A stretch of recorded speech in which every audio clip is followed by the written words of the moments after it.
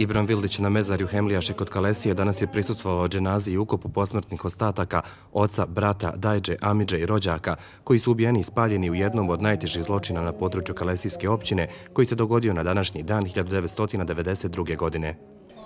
2016. godine tužilaštvo je naredilo ekshumaciju tako da je DNK urađena.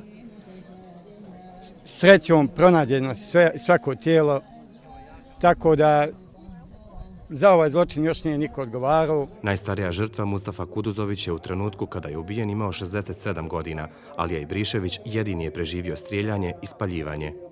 Ne daj Bože nikome gdje sam ja bio, da sad nas 10 zatvori da poubijaju da zapali.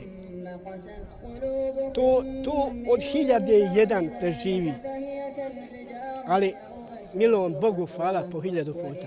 Danas ima i 9. tabut gdje je kao kosturnica gdje su smješteni određeni dokumenti i njihove haljine koje nisu izgorele, pa će biti ukopane zajedno. Načelnik Kalesije je 8. maj, dan dženaze žrtvama ovog zločina, proglasio danom žalosti na području ove općine.